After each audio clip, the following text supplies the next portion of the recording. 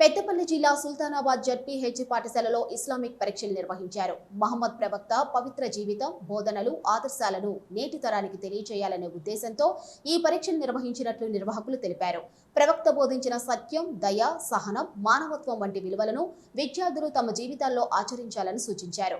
యువత చెడు అలవాట్లకు దూరంగా ఉండి మంచి మార్గంలో నడవాలని నిర్వాహకులు పిలుపునిచ్చారు.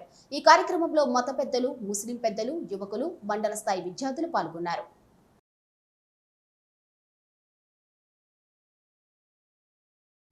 ఆగస్టు 16 ఆగస్టు 2026 నాడు ఇది మన సుల్తానాబాద్ పట్టణం యొక్క రెండవ టాలెంట్ టెస్ట్ గత సంవత్సరం నిర్వహించాం.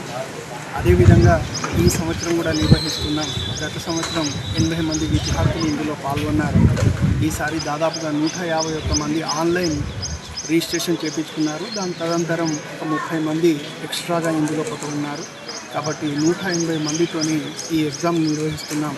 గత సంవత్సరం కంటే ఈ సంవత్సరం అత్యధికమైనటువంటి స్థాయిలో దీని రెండింతలు అయింది. ఇది